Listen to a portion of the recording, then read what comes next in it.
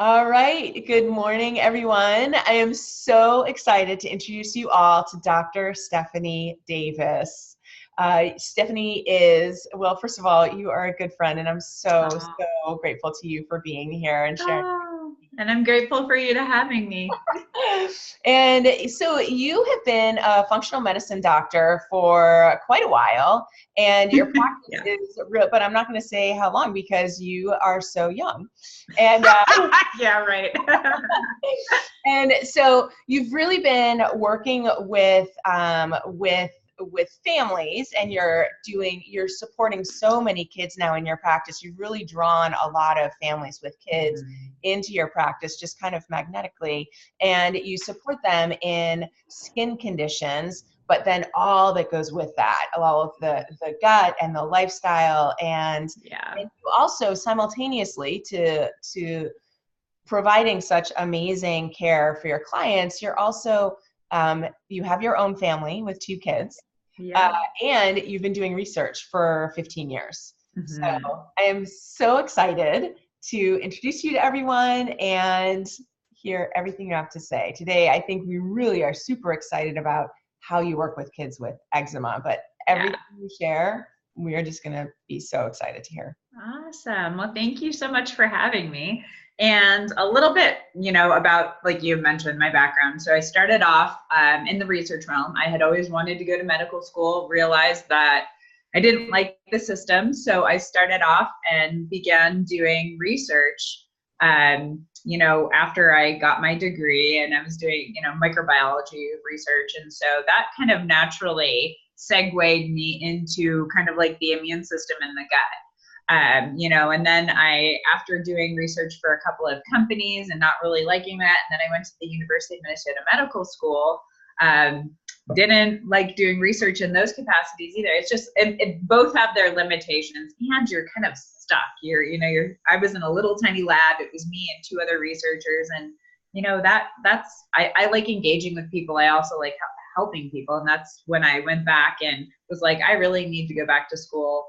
Found out about functional medicine, went back and I got my chiropractic degree because I knew I needed to get, at that time especially, you needed to have a terminal healthcare degree to actually practice functional medicine.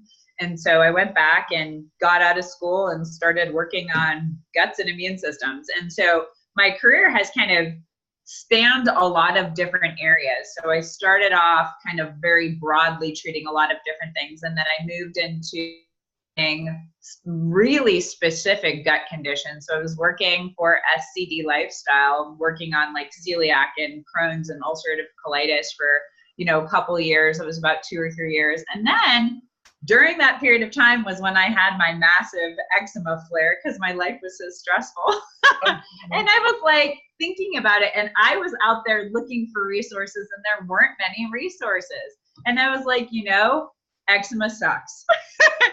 It really does, in every way, shape, and form, because with a lot of autoimmune conditions and other chronic conditions, it's mostly on the inside. People don't really see it on the outside. But with eczema, you're screaming, there's something wrong with me. Oh. And so when people like look at I had dyshydrotic eczema largely, and that is on your hands and your feet. And people look at your hands all the time. And when people kind of like look at your hands funny or recoil, or your kids kind of like recoil from giving you a hug, that hits hard. Or when it wakes you up in the middle of the night, because for a lot of us, eczema gets worse in the middle of the night, because your cortisol levels are decreasing, and that's one of your main anti-inflammatory hormones. So you're sitting there itching away. That was usually the case for me. And so it disrupts your sleep, and it disrupts your, intimacy with your partners because of that too. I mean, there's so many aspects, and that's, for the adults. For the little ones, they can't really articulate what's going on. I see a lot of babies from like 1 year to like 3 years old, and they can't really say, hey, this hurts, this itches, I'm uncomfortable, these clothes don't feel good. So there's so many different aspects of dealing, with eczema. And so I was like, maybe I should start to focus on this group of people because they really need help. And there are a few more, practitioners out there working with this stuff, but there really aren't a lot. And so I, especially with my kids and really wanting to try to prevent them from having to deal with this. So far I've been lucky, you know, they haven't had full on eczema flares, but my 5-year-old, he tends to get like really like perioral rashes, you know, kind of on his cheeks and right around his mouth. From food sensitivity. So the child eats organic. Our household is super clean. We try as best we can. But for him, I honestly think it's stress. And he doesn't say it's stress, but I can tell in his reactions and how he behaves that he's a very stereotypical oldest child. He takes everything to heart. He feels like in some ways he has to be perfect. And so it's really, I think that is hard. And I think also the birth of our daughter was hard on him too. And it still is to some extent, because when I hold her since she's a baby, he's like, oh, I want you to hold me and snuggle me like that. And I'm like, oh, buddy, you know, it's different now. And I try to, I have mommy dates with him, and it doesn't seem like it's quite enough. So, you know, there's a lot to deal with emotionally with kids that I don't think adults necessarily always respect, especially the more kids you have. And so that's something that, you know, just I tend to try to talk to with parents a lot. I would say with the younger child set, the most common issues for the underlying causes of eczema are going to be the gut. Most of the kids that I see that have eczema starting from like, you know, soon after birth or something that comes on in the early years is typically because it was either C-section with their mom, they weren't breastfed for, you know, a myriad of reasons. A lot of the moms had to have antibiotics for like group B strep in pregnancy. There were a lot of things that set them up for not having a solid gut microbiome. You know, there's a lot of different things. Or also mom being really stressed out or on several medications before being pregnant or even while being pregnant. There's a lot of things that kind of set the stage for a child to have eczema. And the gut is I would say probably the number one root cause in all of the babies that I see. Also tends to be in everybody, there's always a kind of a liver component. To the kids, some extent, it's like that as well. I don't really kind of treat the liver directly in most kids unless there's a reason to. As the kids get beyond 1 year old, we will sometimes do some testing in the toxicity realm, because I've had on a very rare occasion a couple of little ones that have had high levels of toxins because of mom, you know, in utero and the environment. So we've had a couple of those, and that requires a little bit more digging. But I would say, you know, the gut and the stress, you know, are probably the number one root causes, or number one and number two, or 1A and 1B, if you want to say that, for the little ones. And it just, I mean, even babies as young as, you know, 6 months old, 1 year old, they can have a lot of stress, and it manifests as crying and screaming, and what you might call colic, which really, truly, there is no such thing as colic. There's something going on with that baby. And we just, you know, a lot of doctors don't have a name for what it is. A lot of colic often lies in the gut, and the gut, immune system, nervous system. That's typically where the issues are going to be. But, you know, if they're inconsolable, or you have a little bit older baby between like 1 and 2, that still doesn't talk very well, but they're all of a sudden irritable, that's a sign of stress in that baby. So it's like looking out and paying attention for these signs and addressing them, you know. And it's hard when you have a baby that doesn't necessarily have words, but that's when you have to kind of put on your own kind of detective hat and start looking, you know, if your baby has eczema, is it the clothing? Is it, you know, what you're using to give them a bath? Is it your laundry detergent? It's like all those little things you're working on to try to kind of dig into and figure that out. And with the older kids, it's often typically, you know, you can start moving into the toxicity realm, or start moving into the hormone realm as well, hormone imbalances and things of that nature with the older kids. And especially adults, you know, by the time I get to an adult that has eczema, it's usually pretty bad. Adults have got a lot of root causes of eczema. And I would say even older teenagers, like Deborah, we were talking about your girls before.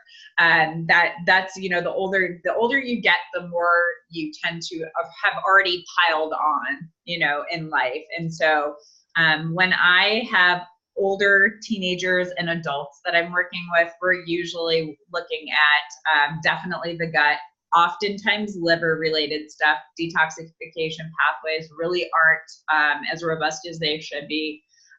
We're also looking at stress as major underlying issues. And that's usually where I start. For some people, it can be dietary issues like food sensitivities. I would say that's usually something that's playing a role with a lot of people. Also, you know, categories of foods like, you know, the salicylates and the histamines. And for some people, even nickel allergy. There are foods that are high in nickel. So those are things that, you know, as we do our detective work, you know, we're looking at eliminating sometimes these categories of food because they can be major triggers. But, you know, there can be, like I said before, I don't know if this is when we were recording or not, but, you know, eczema is one of those things where like lots of root causes. I mean, there's so many different like root causes. So we usually kind of start off at the surface and assess those big major root causes and then work our way down. You know, for some people, it can even Epstein-Barr virus, and viruses can be triggers. Environmental, you know, chemicals can be triggers. I've had some people that have had it, you know, from, you know, even things like BPA. Had one person who's had BPA as a trigger. That's not a common one that it's the major trigger, but you know, cumulatively, almost all of us in the world now have BPA in our bodies to some level. You know, mold is becoming a more common trigger for people. So that's something that I'm testing for now, you know, in the right circumstances. Also, EMF is becoming a big thing. And something that I've learned in the past couple months that I wasn't aware of were that skin conditions are actually often a byproduct of EMF exposure. And that wasn't one that was like inherently intuitive to me at first, but the more I looked into it, the more it made sense because of all the disruption that's going on at, you know, kind of a cellular level. Yeah. So I was just like, wow. And I don't think I'm one of the people who's super sensitive to EMF. I think I am to some extent a little bit. And it's kind of interesting because we just recently relocated from Minnesota back to Colorado for the second time. And in Minnesota, I was having this little tiny spot of eczema on my eye, and I thought it was from mold in our place. And we moved here and it went away, and I didn't really change anything. In fact, my stress went through the roof when we moved, and life has been really super chaotic, but the eczema patch went away. So I'm like, oh, wow, it probably was mold. And so I'm actually going to be testing myself for that soon. But, you know, that's something that I really, you know, in this call wanted to drive home, because I think a lot of people are aware of the fact that, you know, foods are often an issue. There's the dietary component, there's the immune system, the gut component, and often I think a lot of people know about like the liver and detoxification relating to skin conditions. But then, you know, I think that things like mold and some of the kind of more esoteric infections like viruses and even things like Lyme, those can contribute to it. And then also the things like the toxins, the EMF exposures and all of that. That stuff is really, really important to take a look at as well. So I that's something I really like to kind of drive home with people. And then again, you know, managing stress in every way, shape, and form, because, you know, in the end, it's lifestyle that matters more than anything. Obviously, if you've got you know, dysbiosis or a gut infection, we need to fix that. If you've got poor detoxification, tweaking that stuff and fixing that stuff, super important too. But that's, you know, that's a snapshot in time. All of the choices that you make regarding lifestyle are going to be additive and have a cumulative effect over time and set the foundation for health. And so that's, you know, those are the things I really try to drive home with people. You know, we try to walk people through the treatment process, but all the time kind of laying the foundation and the groundwork for, you know, all of these important lifestyle choices, because, you know, that really, really is solidly the foundation of health. And Marcia, you weren't on the call when we were talking about this before, But what I was saying to Deborah and Alyssa was that the parent company to Google, which is Alphabet, they have a research branch, and a lot of their research is coming out now saying that genetics are not nearly as important as lifestyle. And why I think that is awesome is because I've been seeing that in practice for over a decade, but also because so many people try to rely on genetics and say, it's my genetics, there's nothing I can do about it. Well, now we're finding out that genetics matter to some extent, but not really aren't the important piece of the puzzle. That lifestyle choices are what matters. And what's cool about that is what I was saying earlier was that, hopefully people will hear this coming from a huge company like Google, and, finally the important message there, of lifestyle mattering will kind of come to the surface. Because, I feel like in the media, things like that tend to get buried because it's not, it's not the sexy topic, and they would rather talk about things like that are, I would say, typically more negative. I tend not to watch the news or pay that much attention to regular media because they do tend to highlight the negative over the positive. So, that is a big issue in and of itself. But I do hope that, this message will start to kind of permeate the culture in general very soon. So yeah, I just wanted to make sure that we talked about that too, because really, really lifestyle is super, super important. And so I, gave you guys my kind of like spiel, and I wanted to leave you guys some opportunity to ask questions about things that are relevant to you. Because, there's tons of little kind of rabbit holes we could dive down with the topic of eczema. And so since we're a small group, I thought it would be good to leave you guys some, opportunity to ask questions. So Alyssa, I don't know if you want to kind of open it up or say anything or moderate or whatever, but I'm open to questions. Fantastic. Well, I thank you so much for everything you've just shared. Totally amazing. And there were things that I really love that you focused on, like the underbelly of eczema and really all gut issues with that lifestyle factor. Yeah. So important. And I know that you have great questions, so I think I'm just going to turn it over to my ladies. If I come up with a question also, I'll definitely contribute it. Cool. And first, let's see, Marcia, Teresa, Debbie, do you guys have any questions? Oh, did you want to say something? Oh, me? Yeah. Oh, no. I didn't know we had more people. I can only see a couple of people on my screen. Oh, yeah. Okay. Oh, cool. Well, hi to everybody else. I didn't know that anyone else was on. I thought it was just the four of us. Okay. Oh, funny. How should we do it in terms of raising a hand or? Just go ahead. We're a small enough group that you can just ask. And you had some great questions about your daughter actually earlier. Oh, today you mean? Yeah. Well, we were talking about her being a teenager. Yeah. Cooperation or wanting to listen to her mom. Right. I guess what I was wondering though, well, unless you want to say anything about that more. Like I said, if you could get maybe both your daughters on the same page and they can talk to each other, like we were talking about all of these lifestyle choices and, you being mom, educating them, but, trying to, bring it in as a family affair. Like I said, that sometimes helps because some of the families that I work with where I'm working with, multiple children and sometimes mom or dad, like I said, I feel like we have a lot of success in those families because the siblings can relate to each other even when they can't relate to their friends. And so that's good because they feel like they do have, like you said, your daughters are kind of at an age where they're not really listening to mom as much anymore.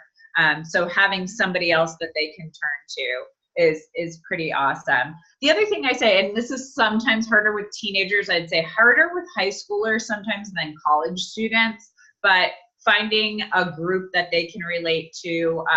There are sometimes online forums where there are people who have similar conditions, and they're a similar age. and they can relate there. So I always tell people, that's always an option too.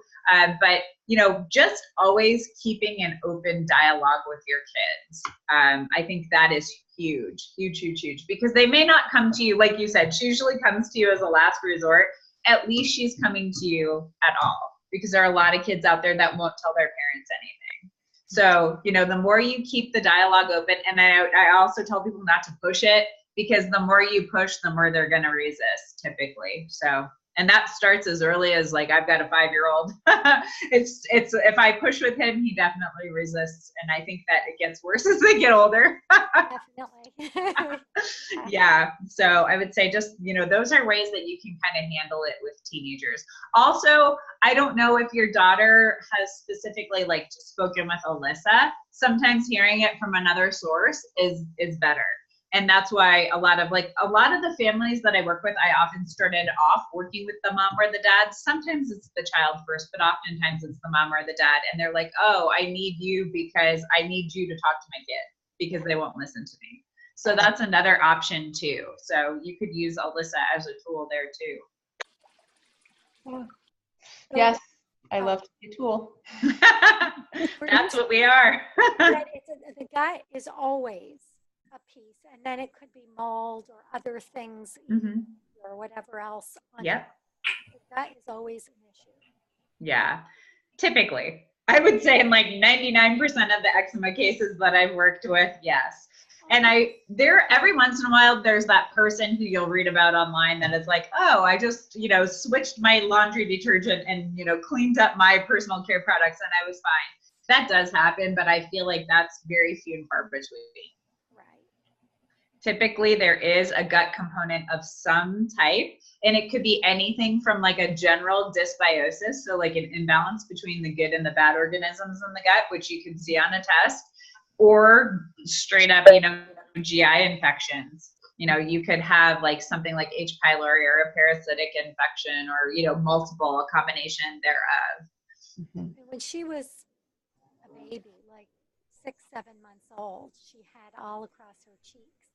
And I think behind the knees too. Yep, that's classic. Yeah, she was really a mess for a good year or two. And we realized she needed to go off of eggs and dairy. Yeah. Yeah. And we did that for several years. But then eventually she went on to those things. Yeah, and she developed tolerance. Okay. And she was fine for years. There were no skin issues until boom, all of a sudden within the last year. Yeah. So if it's within the last year, think back to right before that happened for her. What was going on in her life? She's a teenager. Was there stress? Was it, it could be a breakup. It could have been, her sister could have been picking on her. There's so many different things. And there's an assessment. It's called ACEs. It's Adverse Childhood Events. Those matter so much. One of my really, really good friends and colleagues, Dr. Keisha Ewers, she writes a lot about that stuff. And, she and I have had long conversations about this stuff. It's super, super important. And your daughters are kind of at a pivotal age where it's hitting them right in the face and they're very vulnerable to it. So I definitely kind of, if you guys go back to that time and think about everything that was happening, maybe there are some things there that she to work on from an emotional standpoint, because emotions are huge. There are some practitioners that literally say your emotions show up on your skin, and it does, because of kind of that gut immune system skin connection. So I would encourage you to look at that stuff. Right. Thank you. Sure. Great question, Debbie. Thank you so much. Teresa and Marcia, do you have any questions? Any things you're thinking about? I was gonna I have a 20-month-old daughter who's had not eczema, but more cradle cap. Yeah. And I didn't know if you had any thoughts on that or, suggestions for getting rid of it. I do. Does she still have it? She does, yeah. Okay. It's never been severe and it's only on the very top of her head, but I just, and I haven't tried many topical things with it. I was just hoping that as I got her gut healthier, it would clear up. Yeah. That still may be the case, but it has not gone away. Yeah. And so definitely, it's funny, I've got a 15-month-old as well, and she had cradle cap. And I kind of wasn't surprised because when I was pregnant with her, I ended up having to take progesterone to keep the pregnancy viable. And it totally slowed down my gut. I had never had any real major gut issues or like UTIs or anything like that. I had like 3 when I was pregnant. And my gut was just, there were moments where it was just not moving. I was super, super constipated. So I had to deal with all of that in myself. And I loaded up on probiotics, and still she was born and she had a little bit of cradle cap. It was funny because I thought it went away completely.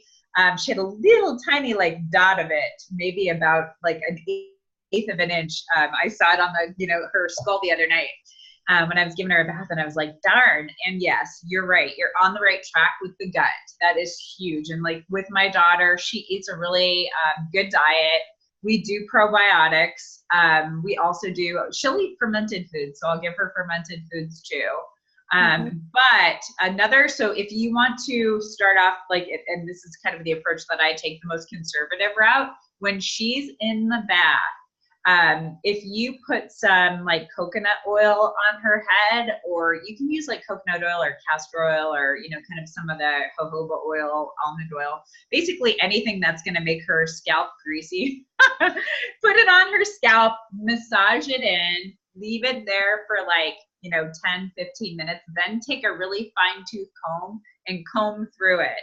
That will actually break it up. And lift it to the surface. It's going to be really gross. That's how I got the bulk of my daughters off. And so basically I was just like combing through, rinsing the comb off and combing through some more. We did that a couple of times, and that got most of it gone. And then you can also, basically she's going to have greasy hair after that. You can wash her hair I usually do it twice, wash her hair. She'll have greasy hair probably for the next couple of days. The next time you give her a bath, she should be fine. I would not go crazy washing it. Most parents have the inclination to wash their hair every day. That usually exacerbates it and makes it worse. So I tell people typically not to do that. You really don't have to do anything crazy. If it's getting better over time, I would definitely do the oil on the head and the comb method. And that's probably what I'm going to do to my daughter the next time we have a bath. I'm probably going to get out the comb and just try to, pick through it and get that little spot. But you can add essential oils in there, like tea tree oil, but I'm very cautious with those. She's older, she should be fine, but you also have the issues where it could get in her eyes and that burns. There's a lot of other things that can happen. Also, if her skin is sensitive, you have to do one little tiny drop in, I would always say one little drop in a teaspoon to a tablespoon of the carrier oil, like coconut oil, because that'll help kill it off in and of itself. I don't tell people typically to go to any crazy extremes with cradle cap, because it is something that will resolve on its own. If you're, changing the diet, doing probiotics, working on the gut, it will eventually resolve on its own. But it's really easy just to use kind of the oil and comb method. Okay, great. Yeah. I will try that. Thank you. You're welcome. Thanks, Stephanie. That was awesome. Cool. And I'm wondering, so we know that the gut microbiome is really connecting and kind of informing the skin microbiome. Yeah. And I'm wondering, is it the cradle cap, is there just a little overgrowth of bacteria that's getting kind of caught under that covering, or? No, it's actually typically a fungus. Oh, Cradle okay. cap is caused by a fungus. Yeah. Okay, I did not know that. Yeah. Awesome. Yeah. So what's really interesting, I find, is that my daughter has cradle cap, she still actually has that little bit. Cradle cap. My son ended up with, so ringworm is technically a fungus. It's whatever, if it's on your head, it's called tinea capitis. So he gets it right inside his hairline. and we battled with it for a couple years. Ironically, it was way worse in the house that we had the mold, what I perceived to be a mold issue. It was way worse there than it is here.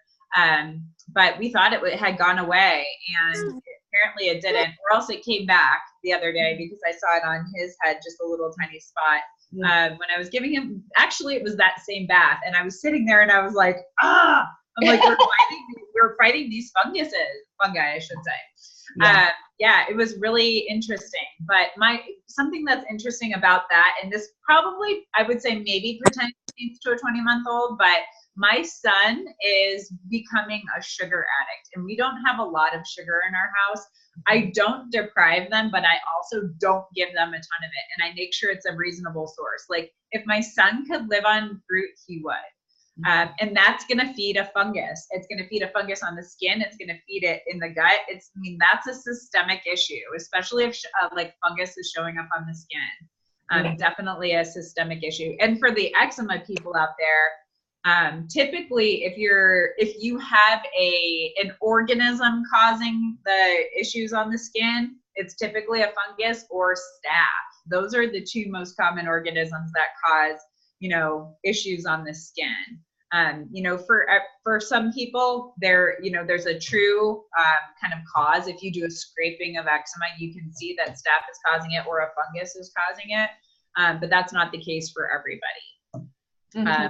But I was really frustrated when I saw that. But it didn't surprise me because my son will like literally sneak gummy vitamins. Like we use from the vitamin D that I use is from Nordic Naturals, and it's like a 1,000 IU gummy. The other day, I noticed that the bottle had gone down really fast, and my son told me, he's like, I've been sneaking them, and I've been taking like 5 at a time. I'm like, sweet. I'm like, that's awesome. I'm like, well, thankfully it was vitamin D and not something else, and thank you for telling me, but you're still in trouble. Oh my gosh.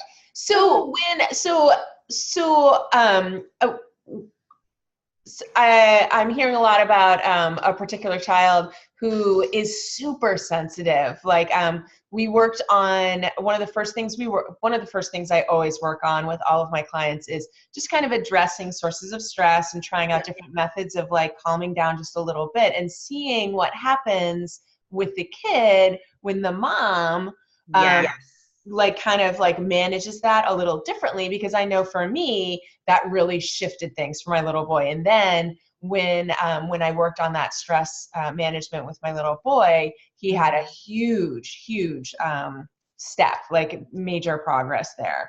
So that's where we always start with that, with stress and sleep, maybe looking that at is awesome.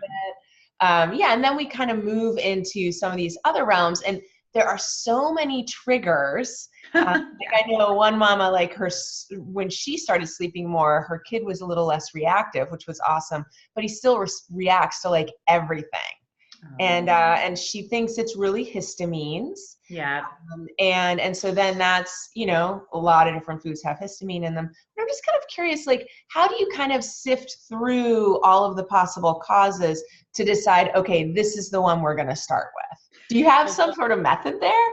Yeah, sort of. So, the history that we use, my history has over 300 questions on it. So I can get a really, really good look at what's going on inside somebody. And kind of, before I see a new patient, I usually spend a good period of time really reading through that history. And I take notes as I'm doing it. And as I'm doing that, I usually kind of develop a good idea of what's going on, because I usually try to make it like a hypothesis in my head. I think it's probably this. I ask a lot of kind of, provocative questions down those areas.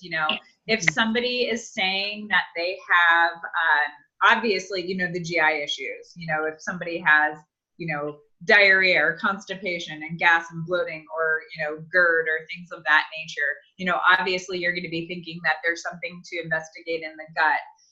Skin related issues, multiple chemical sensitivity, allergies, that usually makes me go down the path of asking about toxicities, like asking about if it's a child, the mom's exposures to potential toxins, you know, in her past or currently, asking about the environment in the home. Are you living in a damp environment? Do you have any mold related, you know, issues in your bathrooms or damp areas of your house and things like that? Like I just recently in the past couple months had a little guy whose history really read, he's like 11, he's 11 years old. His history was really reading kind of toxicity to me, and it come to find out that they had mold, and it was something that was looking like that in the history. But also his mom was like, yeah, we've been thinking about you know, investigating this, and they had to some extent, but really hadn't gotten in it deep. So I kind of worked with them on that, first from the environmental standpoint, but then also doing some testing in him to find out about what molds could be affecting him. So it's a lot of it is in the history. Also, like things to look for, like, you know, do they live in a climate that's typically damp? That's not always the case. You know, obviously kind of like in the southern parts of the US, you're going to have more humidity and moisture, but that can also happen in dry environments too, if it's just a sick building, or, you know, if they had issues with flooding. Even here, like in Colorado, some people had, a couple of years ago, there was a massive flood and people had damaged their homes or the buildings that they worked in. And people don't typically think of Colorado as like an environment that would be inviting to mold, but it was, and there was a lot of mold related issues here. Actually, a practitioner friend who is a really, really good friend of mine, her building was really badly affected, and she is one person who is actually genetically susceptible by her HLA typing to mold, and she was affected by it really bad. She had to stop practicing for a short period of time. Oh, wow. Because of it. Yeah. So it, depending upon where they're at, you know, if renovations in a house, that can be a trigger for people. So looking at that, that can kind of lead you down like the toxicity path. If mom has a history of Lyme, you know, or any other tick-borne illnesses or illnesses that can be passed, you know, through the placenta, those are keys that the baby might have something going on. Those are the things that I'm looking at in somebody's history to try to trigger. When I get to the food and diet section, like you had mentioned the histamines, if I'm seeing things that are like histamine related foods, I'll, you know, start looking into that avenue. Or if it looks like salicylates, or if it looks like they're having, if they say that they crave sweets, they're addicted to sugar, I'm also thinking fungal issues typically, you know. So all of those little things, I'm looking for the clues that are going to point me in the right direction. Yeah. Yeah. Wow. Thank you very, very much. And Debbie, you had a great question asking if EBV can be passed through the placenta. To our knowledge, no. They so far we're not seeing viruses really being, you know, transmitted like that, but I don't know that the verdict's out on that. I think they're finding out more and more that a lot of things are crossing the placenta. So I would not say it's out of the realm of possibility. Yeah. We're finding out that a lot crosses the placenta. Just such a mystery to me with my daughter, because she was born vaginal first. She was breastfed for a long time. And I would have thought she, you know, at such a young age to have the food allergies tells me she had leaky gut. But I don't know why. Like, it seems weird. And then, you know, having the eczema when she was young and again older. So she's got. So that might be like something to look back in your own history. So like, were you stressed out during the pregnancy or right before the pregnancy? Any kind of like medications, dietary? You know, sometimes I always tell people to sit with that stuff too, because I've, you know, obviously done my own history many, many times, but I'll be sitting there sometimes and I'll have an aha moment and be like, oh my God, I never thought about this. Or else I'll be talking to somebody else and have an aha moment and be like, oh my God, that's a significant part of my history that I never even attributed anything to. So sometimes it's just like letting things, making that a part of your consciousness and letting it marinate, because sometimes things will come to the surface. Right. So it could be something like that. You know, was she born in a hospital? No, at home. Oh, okay. Wow. Well, yeah, my we're daughter. in a new house that we built. We've been living Okay. there for 4 years before she was Hmm. born. No mold, a dry house. I don't believe there was Yeah. any mold. It was a new house and it was dry. Yeah. Yeah. That's tough because I would Really, say hospital births, sometimes it's exposures in the hospital. she didn't get the Um, day one vaccine like they do. She yeah. didn't get any of the meds Oh, that they give wow. in the hospital. Yeah. Yeah. In that case, I would probably look and think about your history right before that. Because you can also be stressed out. There can be stress by things that you don't necessarily think are stressors. So I would kind of just think back to that time and see if there's anything that comes up for Or you.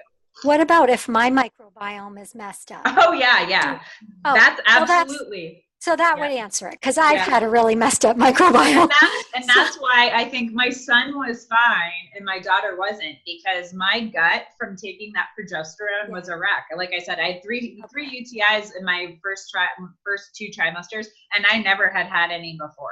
And it was because everything slowed down. Your progesterone increases in pregnancy anyway, and I was adding a lot more on top of it. So like everything in my body that could have been affected by progesterone was. I mean, everything came to a standstill. So yeah, absolutely, that's huge, and that's why I think my daughter had the cradle cap. And I was really kind of on top of her gut from day one because I knew what was happening during my pregnancy. I was also on major progesterone. Yeah. For my daughter's pregnancy, so that's interesting that you say that. Yeah, I see her walking around though. She looks really healthy. She just got from a nap, so. Oh, sweet. Hi, Kitty. Oh my God, she's so cute. Oh, she's got her little amber teething necklace on. That is my daughter. I thought we were done teething, but she's kind of got another round going. Yeah, I leave mine on my daughters all the time because I think it looks cute. Yes. And Stephanie, I want to check in. I know that you are going to pick up your son soon. Yeah, if we got about like 4 more minutes. Okay, got it. I wanted to check in with you quickly. I really like the Great Plains oat tests. Do you have a favorite testing group that you recommend or like? I use both Great Plains and Genova for their organic acids test. For things like toxicity, I really do like Great Plains. I like their urinary mycotoxin test. Okay. Their organic acid test. They also have a whole other, kind of slew of, like, depending upon the toxins that you're looking at, if it's heavy metals, if it's, other, like, heavy metals, plastics, all of those different categories of toxins. They've got good testing for all of that stuff. And glyphosate now, Roundup, that's a huge piece of the puzzle. They've got testing for that. I honestly don't test a lot for that. I just go on the assumption that we're all exposed to it because we all have been. I think that's fair. Yeah, it is. It really is. If I think it's like if it's somebody, I've had a few patients that I've worked with that have been farmers or farmers' wives. They tend to have major exposures to a lot of this stuff, and it's horrible. And so in that case, I might actually do the testing to see what the level is. Right. But I don't always, that's one of the, some of those more kind of esoteric tests I don't often do unless I have really good cause to do it. I also do a lot of the heavy metal testing from Quicksilver Scientific, because their mercury tri test is a really nice test. Their tests for that type of stuff are good too. I love Quicksilver. Yeah. I have a last great question from Debbie is, what's an alternative to the steroid creams that her daughter is currently relying on to control it? I typically tell people you don't have to avoid it 100%. If you're in a really acute flare, using the steroid cream is okay, very short term. Long term, There's a lot of natural products out there. The unfortunate thing about a lot of the natural products is that it's trial and error. Like I always tell people, I have like my graveyard of topicals because I've tried a lot, but I have found some that work for me. There's a company called Green Goo, or actually it's Sierra Sage is the company, but the product line is called Green Goo. They've got a lot of different topicals that I like. There's also Moon Valley Organics. I like a lot of their topicals. Basically, you're looking for stuff that's got a nice kind of carrier oil base, so like coconut oil or jojoba, but adds in things like, calendula that's calming, or sea buckthorn. That's another good one that's good for eczema. A lot of the different kind of calming agents. There's a lot of essential oils that can be calming too. Like lavender. Sometimes a little bit of tea tree oil can help too. So there's a lot, like I always tell people, you can go to a lot of the, health food stores or Whole Foods, and they usually have some that are available. Another thing to try, there's some homeopathic blends that are really nice too. So homeopathics are often good. You can take those topically and orally, like sulfur, so they spell it Sulphur. Sulfur's a great one for eczema, especially if it's a dry eczema. Taking that homeopathically, and that stuff's really inert. I think I've had one person react to homeopathics the whole time I've been, treating. It's usually it works for them or it doesn't affect them at all. Every once in a while you have somebody who has a reaction, which is super, super rare, and probably not the homeopathic itself. It's probably what it's being carried in. Wow. Thank you so much.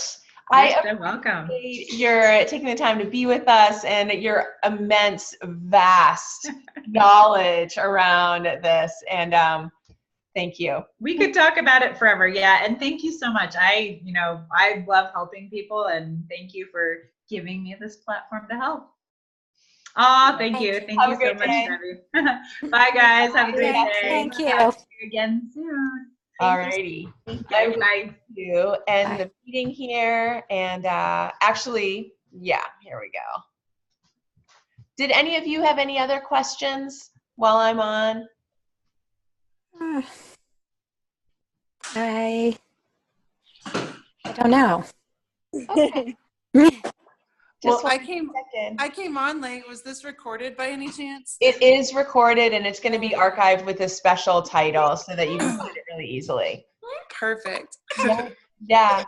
Good to see you. Well, thanks everyone for coming and for being flexible around the time. This just this is when it works for Stephanie, so I just went for it because I wanted you to have some of her knowledge. And this week we've got I've got some appointments available this afternoon. And so if you have not scheduled your private session with me, definitely do that. And hopefully I'll speak with you this afternoon. And then, yeah, if this doesn't work today, then I might be able to open up some more appointments the last Wednesday of the month. All right. I guess one quick thing before you go. When she said the first company, Green, was it Goo or View? I think it was Green Goo. Goo.